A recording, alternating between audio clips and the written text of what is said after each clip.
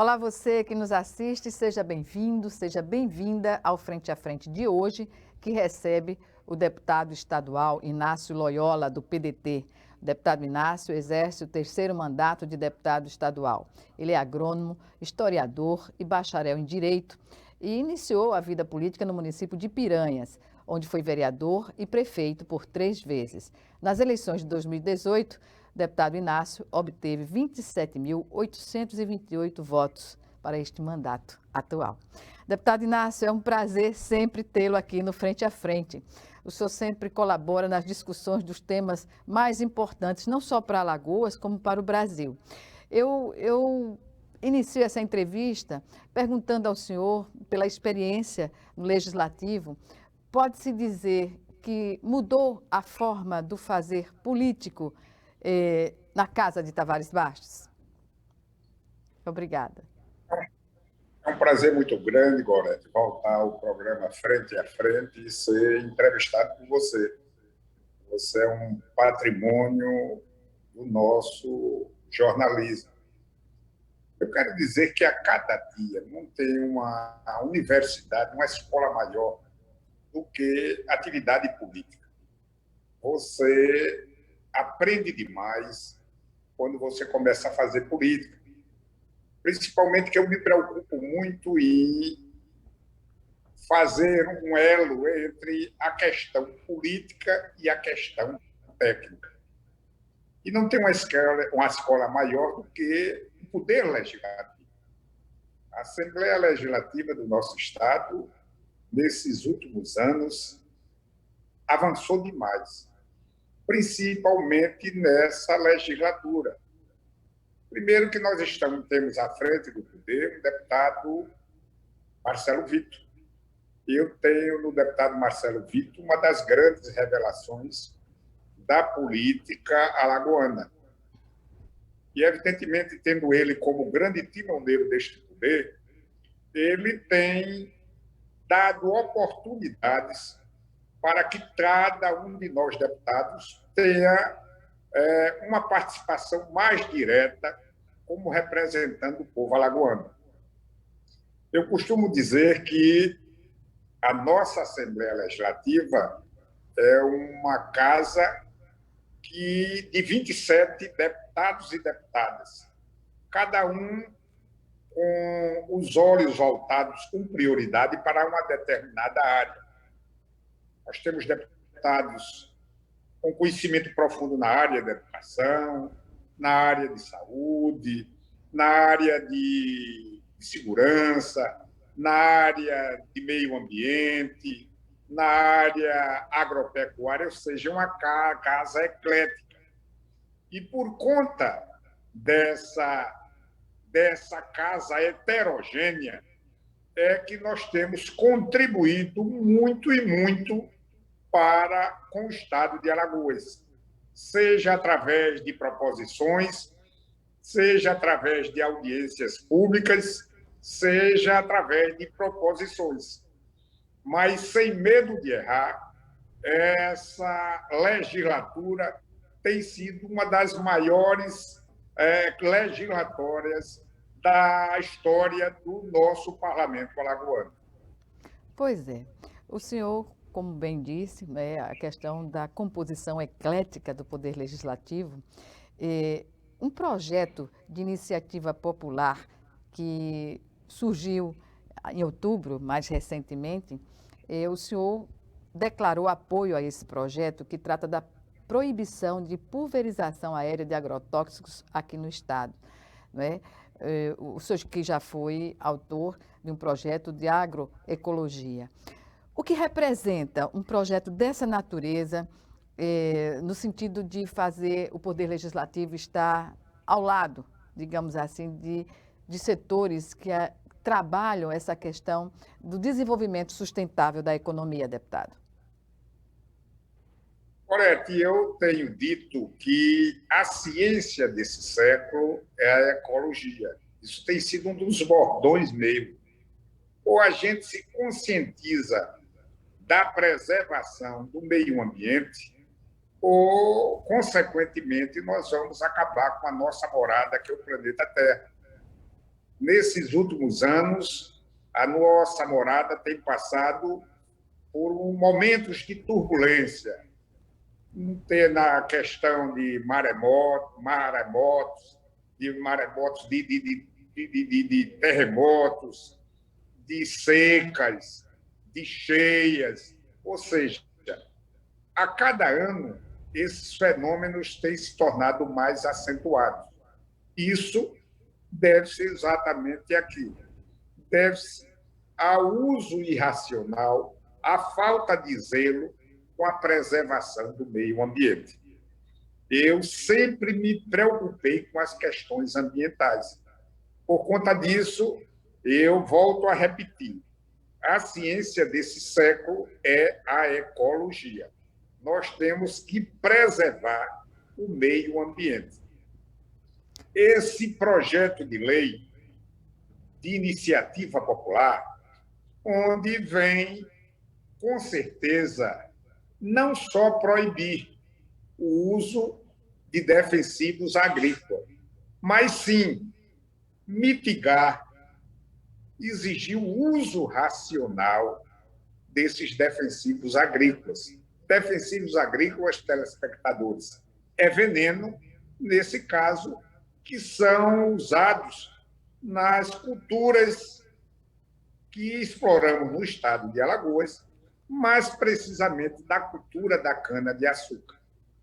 Esse uso desenfreado vem prejudicar o meio ambiente e outras culturas. Por exemplo, o estado de Alagoas é um dos maiores produtores de mel de abelha do Nordeste. E essas apiculturas, parte delas ficam nessa região canavieira, onde se usa esses defensivos agrícolas. O uso desenfreado desses defensivos agrícolas vem prejudicar essa outra atividade, que é a apicultura. Ou seja, nós ficamos preocupados com isso. Eu queria esclarecer aos nossos telespectadores que uma determinada cultura, para frutificar, ela precisa de quê? Da polinização. O que é o processo de polinização? É você tirar de uma flor masculina e levar o espécime, o ser humano, seria o esperma, para a flor feminina. Os grãos de pólen que saem da flor masculina vão para o estigma da flor feminina. Esse processo de polinização ela é feita normalmente pela abelha. A abelha tem uma importância imensurável no processo de polinização e, posteriormente, de frutificação. Quando se usa abusivamente esses defensivos agrícolas, você vem prejudicar a abelha e demais outros insetos responsáveis por esse processo de polinização. É em cima dessa realidade, é em cima dessa preocupação que nós estamos aqui na Assembleia Legislativa atentos a isso.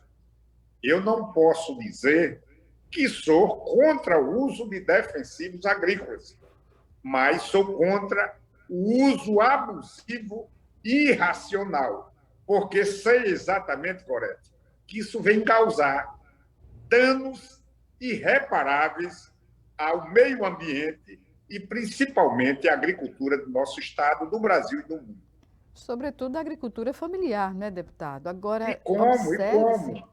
Observe-se que Alagoas tem o maior número, né, entre os 3 estados que possuem a maior frota de aviões agrícolas, que fazem essa pulverização em larga escala, né?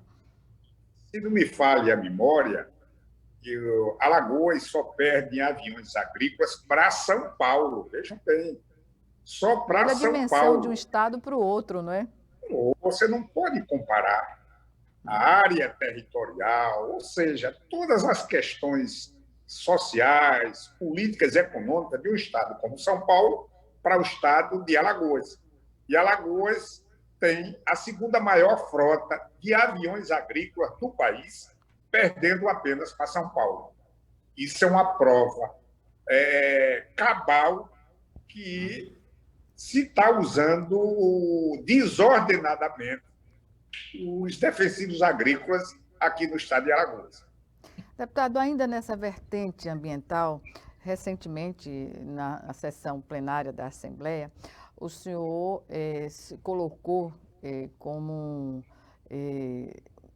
preocupado também com essa questão da transparência, não é, das indenizações da Braskem às pessoas que foram atingidas, né, e que não foram milhares de pessoas atingidas pelo afundamento de solo nesses 5 bairros de Maceió.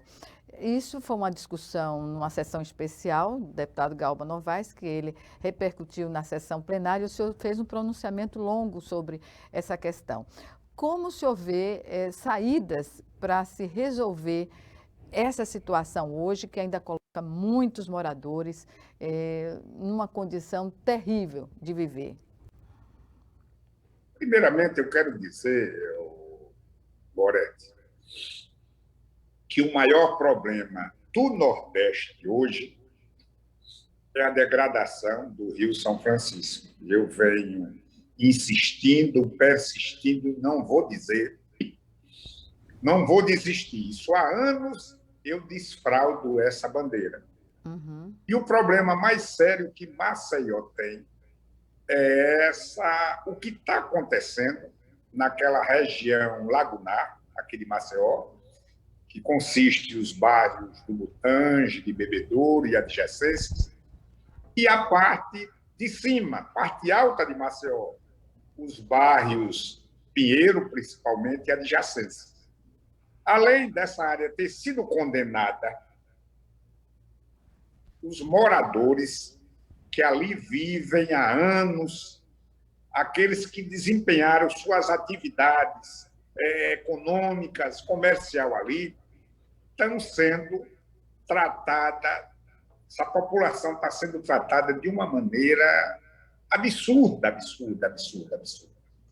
A Braskem, com essa falta de sentimento, de responsabilidade com os danos que causou por conta de perfuração de poços na Lagoa Mundaú, Manguaba, não está tendo o sentimento, a preocupação de reparar todos esses danos.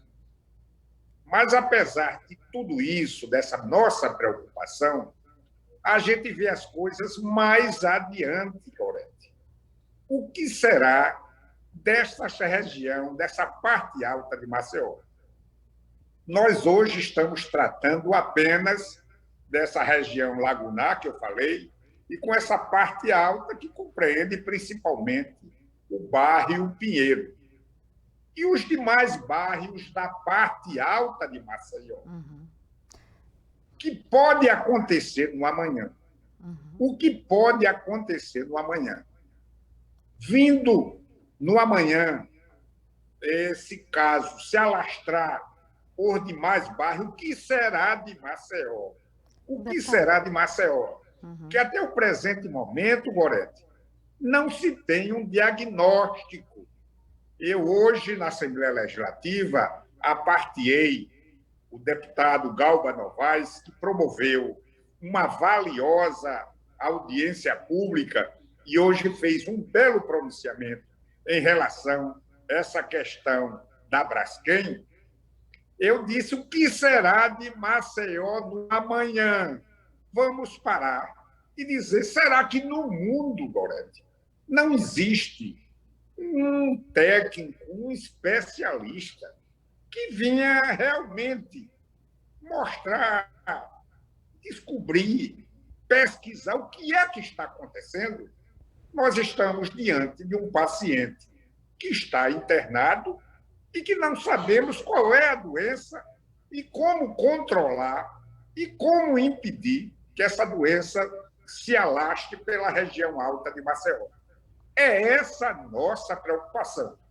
Como é competência, principalmente do município, o município foi muito omisso nesses últimos 3 anos.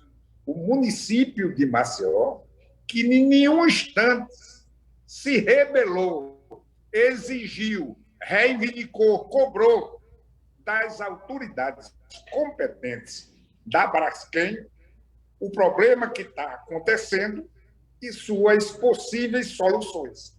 Mas a gente tem que analisar, olhar por esse ângulo, que não é apenas o Pinheiro e esses bairros às margens da lagoa, mas amanhã outros bairros da parte alta de Maceió podem ser atingidos. Eu costumo sempre, quando me refiro ao caso Braskem, Poretti, citar um dos maiores geógrafos, ou seja, na minha opinião, o maior geógrafo que Alagoas teve, o saudoso professor Ivan Fernandes Lima. Professor Ivan Fernandes Lima, grande parte de estudos sobre a geografia de Alagoas deve-se ao professor Ivan Fernandes Lima. E ele lançou um livro intitulado Maceió, Cidade Restinga, onde esse livro tem mais de 30 anos que foi editado, onde o professor Ivan já se preocupava com essas questões de fissuras na região alta de Maceió. E acreditamos, por conta dessas falhas e com a perfuração nas lagoas nossas, isso veio agravar muito mais. Mas deixo aqui esse lembrete. As autoridades competentes de Alagoas, as autoridades competentes, principalmente dirigentes de Maceió, a população, de um modo geral, precisa desfraldar essa bandeira em relação à preocupação de todo esse problema que vem acontecendo na parte alta de Maceió. Deixo essa pergunta. O que será de Maceió se isso vier atingir outros bairros, principalmente da parte alta de Maceió? Outra questão, se vier amanhã ser desmoronado essa parte alta de Maceió, logicamente a tendência é ir para a Lagoa. O que será das cidades como Coqueiro Seco? O que será da cidade como Marechal Deodoro? Ou mesmo Maceió, essa parte baixa de Maceió, margeada pelas nossas lagoas. Então, é em cima desse pensamento, desse meu raciocínio, que eu concluo dizendo: o maior problema hoje do Nordeste brasileiro é o Rio São Francisco, a sua degradação. O maior problema de Alagoas hoje é a questão do bairro Pinheiro, Mutange, Bebedouro e adjacências. Deputado, vamos chamar agora o nosso primeiro intervalo e voltamos em 1 minuto. Até já.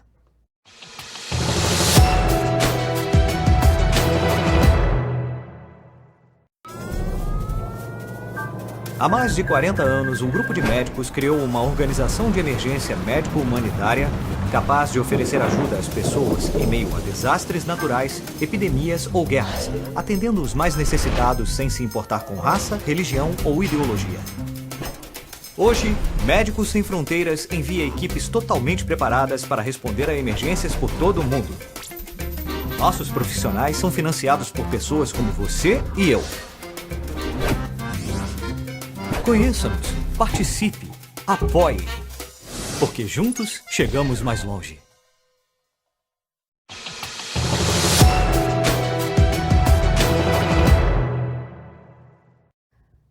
Estamos de volta com Frente a Frente, que hoje recebe o deputado estadual Inácio Loyola, do PDT, ele que exerce o 3º mandato de deputado estadual na Assembleia Legislativa de Alagoas.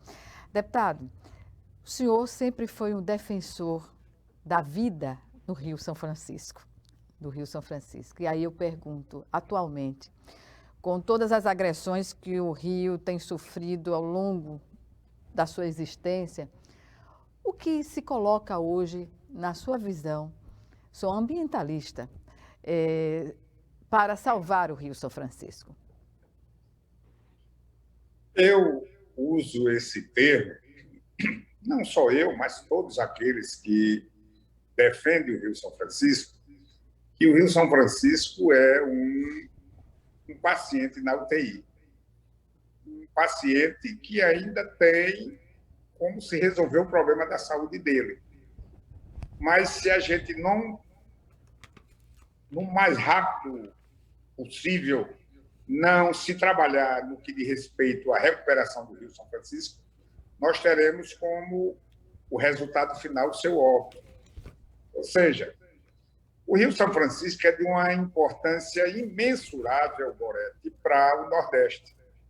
O Rio São Francisco é tão importante para o Centro-Oeste, aliás, e para o Nordeste, como é o Rio Nilo para o Egito.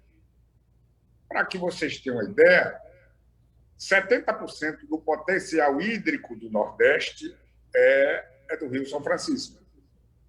O Rio São Francisco abastece inúmeras cidades de Minas Gerais, da Bahia, de Pernambuco, de Alagoas e de Sergipe.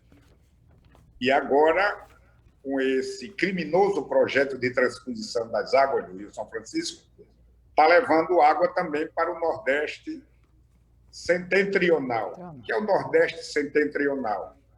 Foi definido que o Nordeste setentrional é aquela parte do Nordeste brasileiro que não faz parte da bacia hidrográfica de São Francisco. Parte de Pernambuco, da Paraíba, Ceará, Rio Grande do Norte, e por aí vai. O Rio São Francisco é responsável, Gorete, por 300 mil hectares de projeto de irrigação ao longo de sua bacia hidrográfica. O Rio São Francisco é responsável por 95% da energia gerada pela Chesf. O Rio São Francisco é responsável pela navegação, é responsável por inúmeros projetos de piscicultura que tem ao longo dos 2.700 quilômetros de extensão. O Rio São Francisco é responsável pelo turismo, ou seja, o Rio São Francisco, no meu entendimento, é a grande dádiva de Deus para com o Nordeste. O Rio São Francisco, deixando de existir, automaticamente deixa de existir o Nordeste. E o Rio São Francisco, há anos, como eu digo, é um paciente que está na UTI. E você não pode fazer de um paciente que está na UTI doador de sangue. Vamos recuperar esse paciente depois que ele estiver com a saúde perfeita, receber alta, ele passa a ser doador. Então, o São Francisco, que ainda hoje é um paciente na UTI, estão fazendo ele de doador de sangue, com esse, como eu disse, irracional projeto de transposição das águas do São Francisco. E vou mais além. Por incrível que pareça, apesar de vir afetar muito mais a saúde do Rio São Francisco, esse projeto de transposição das águas do Rio São Francisco não vai atender mais do que 3% da população do citado Nordeste setentrional. Ou se investe. Sem efeito prático, não é? Sem efeito prático. Um projeto que, na linguagem popular do sertanejo, é mandar lembrança para quem nunca viu. Ou seja, por conta disso, Gorete, eu continuo afirmando que o maior problema do Nordeste é o Rio São Francisco. Esse tema nós levaríamos horas e horas. Certamente. Eu só queria, para concluir, sempre que tem oportunidade, se coloca, né? No plenário da casa, em qualquer outra situação. Olha, eu só quero dizer uma coisa. O Rio São Francisco foi descoberto no dia 4 de outubro de 1501. O Rio São Francisco. Naquela época, Américo Vespúcio, navegando o litoral sergipano, alagoano, se deparou com aquele rio que cortava, adentrava o mar. Ele avançava, cortava o mar. E batizou aquele rio, chegou até a foz e batizou de São Francisco, porque foi no dia 4 de outubro, dia de São Francisco. Ou seja, no meu entendimento, nós não temos estudos precisos em relação à sua vazão naquela época, mas naquela época o Rio São Francisco deveria estar com a vazão de 12 a 15 mil metros cúbicos por segundo. Hoje, o Rio São Francisco está com a vazão média de menos de 1.000 metros cúbicos por segundo. Absurdo. Mas vou mais além. Aqueles que tentam ludibriar, aqueles que não conhecem, costumam dizer que todo rio joga água no mar sem serventia. É pura enganação. O rio começa a morrer pela sua foz. Quando o rio não tem água para adentrar no mar, o mar que adentra no rio. Isso é lei da natureza. A natureza é perfeita. Uhum. Segundo o IBAMA, a vazão ecológica do Rio São Francisco é 1.350 metros cúbicos por segundo. Eu discordo. Eu aumento para 1.500. 1.350 se nós não tivéssemos barragens. Nós temos Três Marias hoje, temos Sobradinho, temos Itaparica, Paulo Afonso e Xingó. Então, o rio a água não vem com velocidade. Mas mesmo com essa vazão mínima estabelecida pelo IBAMA, de 1.350, hoje a vazão média é em torno de 800 metros cúbicos por segundo. Ou seja, costumo dizer que todo rio começa a morrer pela sua voz. Quando ele não tem água para adentrar no mar, o mar que adentra nele. E nós não temos nem essa vazão mínima ecológica. Por conta disso, nós já estamos sentindo reflexo de água do mar em Piaçabuçu, em Neópolis, em Peneda. Ou seja, o São Francisco, volto a repetir, é o grande problema do Nordeste. Pois é, que urge as soluções. Deputado, ainda nessa vertente ambientalista, eu pergunto sobre projetos, inicio agora, sobre seus projetos de sua autoria. Consta um que pede a adoção de práticas e métodos sustentáveis na construção civil e obras executadas pelo governo do Estado, aliás, no âmbito do Estado de Alagoas. Uma preocupação constante, não é? Demais, nós temos que aproveitar. Você veja o seguinte, a água, nós tínhamos há 50, 60 anos atrás, como um bem infinito. Quando você ia submeter a uma competição, como vai ser hoje o jogo do CSA contra o antigo Guarani? É água, o CSA vai dar uma goleada. E a gente, como foi a prova que você fez ontem de matemática? Foi água fácil. Porque tudo que era fácil tinha como sinônimo água. Hoje a gente sabe que o grande problema desse século, por conta dos desmandos ambientais, da falta de respeito ao meio ambiente, é a escassez de água. Vários rios morreram. Ou seja, o meu projeto de lei estabelece que toda a construção por parte do governo do Estado tem que ter as devidas preocupações com aproveitamento da luz solar, com aproveitamento de água oriunda de chuvas, que tudo isso faz com que a gente venha ter uma convivência salutar com o meio ambiente. Eu sempre me preocupei com as questões ambientais. Todas as obras do governo do Estado, seja ela uma estrada, seja ela um colégio, seja ela um hospital, seja o que for, precisa se adequar às regras das questões ambientais e aproveitar o máximo das riquezas que esse meio ambiente oferece a nós do planeta Terra. Deputado Inácio Loyola, nós vamos chamar agora o nosso segundo e último intervalo. E no próximo bloco, nós temos aqui muita coisa para abordar, muito assunto para abordar. Espero que a gente possa fazê-lo assim. Até lá, então. 1 minuto. Até já.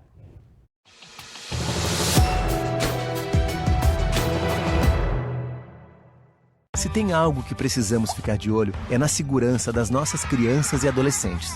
Violência sexual, uso de álcool e drogas, trabalho infantil, situação de rua e desaparecimento de crianças são exemplos do que precisamos prevenir e denunciar. Disque 100 e denuncie qualquer violação dos direitos das crianças e adolescentes. Baixe também o aplicativo Proteja Brasil no seu celular. Respeitar, proteger, garantir. Todos juntos pelos direitos das crianças e adolescentes. Doar sangue é seguro e não dói. O Hemocentro de Alagoas utiliza a mais alta tecnologia para fazer a coleta de sangue. Para doar sangue, é necessário ter mais de 18 anos, pesar mais de 50 quilos e apresentar um documento de identificação com foto. O doador não pode ter contraído doenças como a hepatite, sífilis, AIDS e doença de Chagas. Mais informações é só ligar 3315 2106. O Hemocentro de Alagoas precisa de você.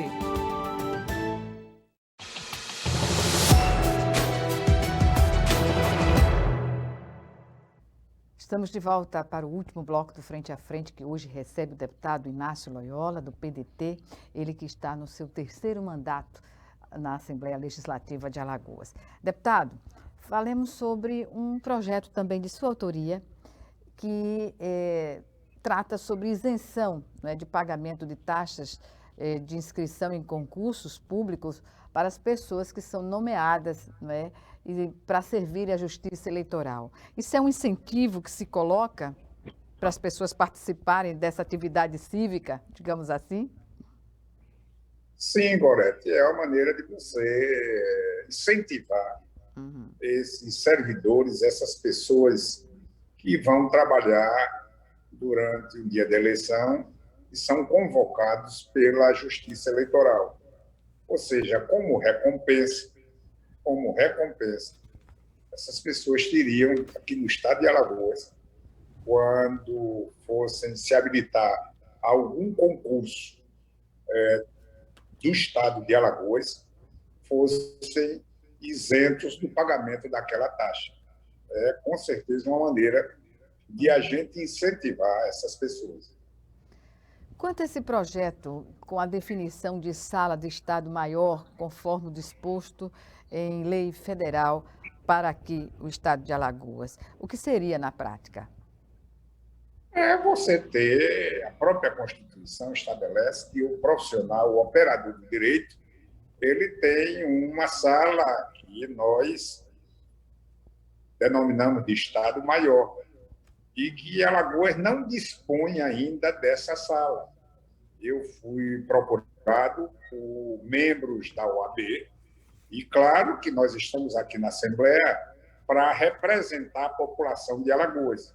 E, em cima dessas súplicas, em cima dessas reivindicações da população, a gente procura, dentro da legalidade, apresentar proposições para atender esse público meta, para atender a população de Alagoas.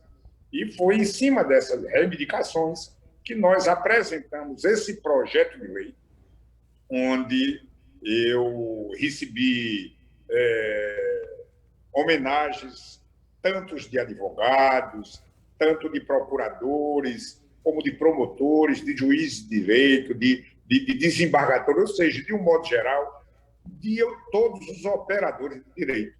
Mas isso é uma coisa que realmente a gente vem apenas fazer com que o Estado de Alagoas cumpra uma coisa que já é estabelecido por uma lei federal. Deputado, agora, sobre uma atuação, né, que o senhor tem de comandar um programa de rádio, que ele é transmitido em cadeia, né, para vários municípios na região lá do Sertão. E como essa experiência surgiu e como o senhor trabalha essa atividade? Esse programa, eu já venho com esse programa há uns 8 anos. Esse programa meu é intitulado É Mais Alagoas, que é meu slogan, É Mais Alagoas. E é transmitido por várias emissoras de rádio do Sertão de Alagoas. O que consiste é eu levar o meu trabalho, mostrar à população da região, mostrar à população de Alagoas o meu trabalho como deputado estadual. E, ao mesmo tempo, é um trabalho educativo, de esclarecimento à população de Alagoas, que muitas vezes a população desconhece. Vamos dar um exemplo: o verdadeiro papel de um vereador, o verdadeiro papel de um prefeito, de um deputado estadual, de um governador, de um presidente da República, de um senador, de um deputado federal. Termina sendo um programa educativo também. É um programa educativo, é um programa que a gente dirime algumas dúvidas e também, pela nossa curiosidades, a gente procura mostrar as soluções para os problemas de Alagoas, para os problemas daquele município, para os problemas daquela região. Eu costumo dizer, Gorete, que eu carrego um lado político, outro lado técnico. Eu acho que quando você fica contaminado 100% pelo vírus da política, aí você se preocupa apenas em se manter no poder. Você perde a vontade, o desejo de discutir as questões como educação, saúde, meio ambiente, agricultura, pecuária, esporte, lazer, turismo, ou seja, eu procuro sempre ter um lado político, um lado técnico. E eu sempre palmilhei por esse caminho da política, procurando estudar o Brasil, o Nordeste, Alagoas e, com certeza, as regiões que fazem o estado de Alagoas. Eu sempre procurei esse caminho. E mais, acima de tudo, é que eu costumo dizer que eu não acredito em um político que não conhece sociologicamente, historicamente, o seu povo. Eu tenho uma admiração por duas leis, podemos dizer lei. Uma é a lei de Lavoisier, que nada na natureza, nada se cria, nada se perde, tudo se transforma. E a outra é a teoria tridimensional de Miguel Reale, um dos grandes juristas que esse país teve, onde ele diz que direito é fato, valor e norma. Eu acho, podemos dizer, essas duas leis definem muito bem a responsabilidade que um político deve ter com seu município, com seu estado e com seu país. Essa preocupação com a questão educacional é que levou o senhor a fazer, junto ao projeto de lei, a junção de matrículas dos profissionais da educação. Teve esse entendimento? Claro que isso vem o seguinte, veja o seguinte, você, pelo fato de ter duas matrículas, você fica, por exemplo, eu tenho duas matrículas como professor do estado de Alagoas. Eu fico impedido, mesmo tendo horário disponível, de ser professor de qualquer outro município do estado de Alagoas. Vamos dar um exemplo.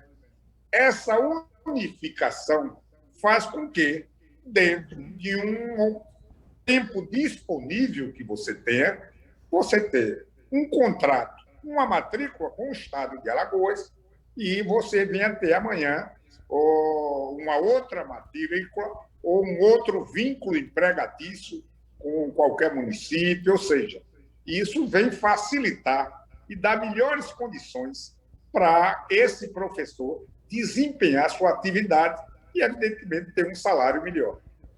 Deputado, nesse período de pandemia, o senhor também teve uma preocupação com os chamados fura-fila da vacina, né? Então, um projeto de sua autoria, voltado para a transparência e ordenamento da vacinação, foi importantíssimo no sentido de garantir a vacinação a todos, né? Dentro dos prazos que foram colocados. Sim, porque existia comentários e mais comentários que A, B ou C teria prioridade, furava a fila. E esse projeto de lei de minha autoria veio disciplinar e penalizar aqueles que contribuíram e aqueles que foram contemplados com esse fura-fila. Então, a maneira de você punir essas pessoas que tentam ludibriar as regras estabelecidas para essa campanha de vacinação aqui no Brasil e em Alagoas. Deputado, e com relação à criação desse título, não é, de cidadão benemérito para Alagoas, a partir de agora? Foi um projeto de lei de minha autoria que estabelece esse título de cidadão benemérito Pontes de Miranda. Pontes de Miranda é uma das figuras mais respeitadas no mundo jurídico, no mundo. Pontes de Miranda é uma referência. Eu costumo dizer que no mundo vieram aquelas pessoas iluminadas, as pessoas que vieram cumprir uma missão aqui na Terra.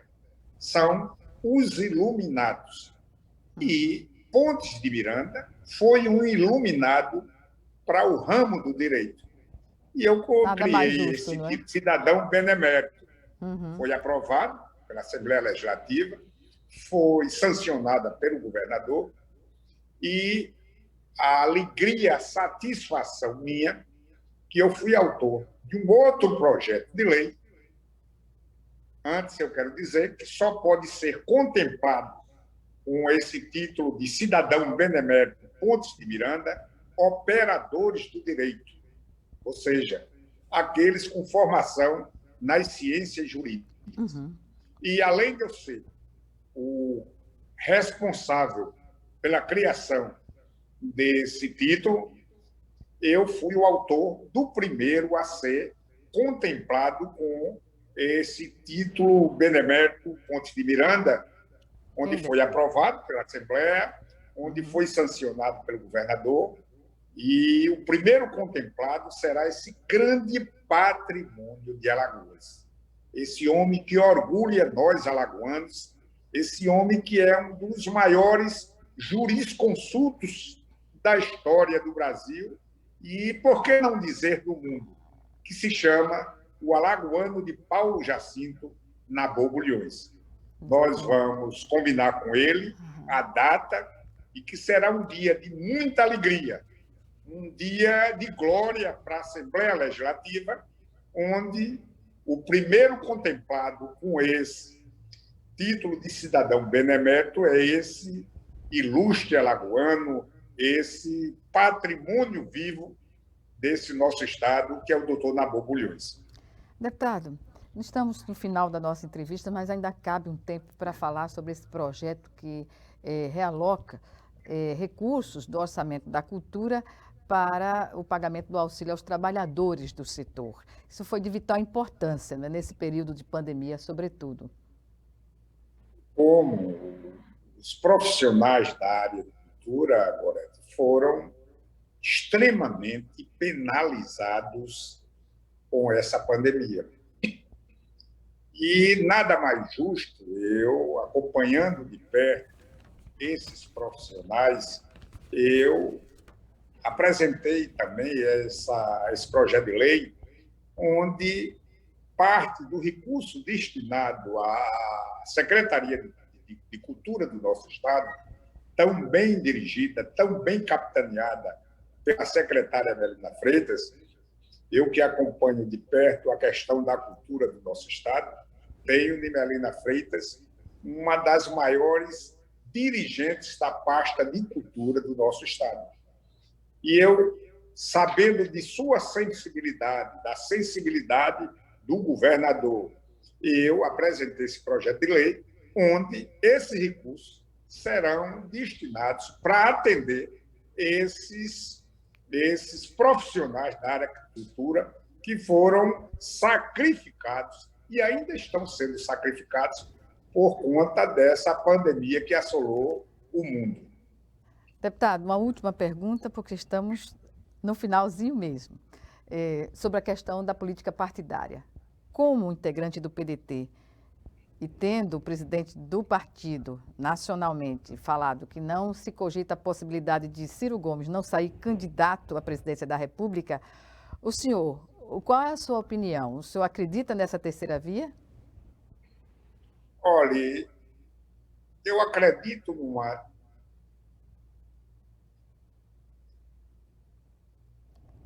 Pois não, deputado. Eu tenho um problema aqui. Uhum, Eu mas é acredito natural. numa terceira via. Eu acredito nessa terceira via. E hoje essa pergunta foi muito pertinente, que eu já conhecia, aliás, já o conheço, mas eu fiquei encantado com a live que eu assisti ontem desse grande alagoano que é Aldo Rebelo. O Aldo, que foi presidente da Câmara, foi deputado federal por várias vezes por São Paulo, foi vereador por São Paulo, foi ministro do Estado, onde passou, correspondeu divinamente à expectativa do brasileiro, e um homem preparadíssimo. Além do mais, o Aldo tem uma postura de um estadista. O Aldo hoje é uma junção do socialismo com o capitalismo.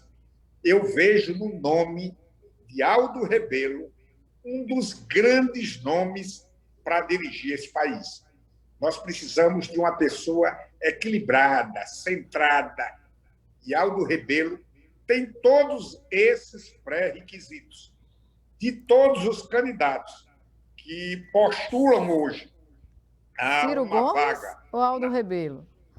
Aldo Rebelo. Estou me referindo a Aldo Rebelo. Porque a minha pergunta é um foi sobre centrado. Ciro, né? Sim, a pergunta foi Ciro. Apesar de eu ser PDT, eu acho que devo deixar o PDT por problemas maiores, que não quero entrar em detalhe, e dizer que de todos os candidatos que postulam, eu vejo o mais centrado, o mais equilibrado, com a melhor postura, com a melhor visão desenvolvimentista.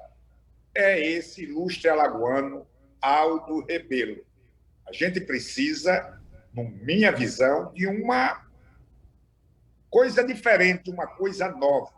O Brasil precisa testar uma terceira via. E é em cima de Aldo Rebelo que eu vejo ele um nome talhado para dirigir no amanhã esse Brasil. Deputado Inácio Loyola, lamento mesmo informar, estamos no final da nossa entrevista e eu agradeço muitíssimo a sua participação no programa de hoje. Que agradeço, Gorete. Um abraço em você, a todos os nossos telespectadores do programa Frente a Frente, e, com certeza, nós estamos aqui em defesa dos interesses do povo de Alagoas. Muito obrigado e um abraço a todos. Um abraço. Obrigada também. Obrigada a você que nos assistiu e até o nosso próximo encontro. Aqui, Frente a Frente, também com você.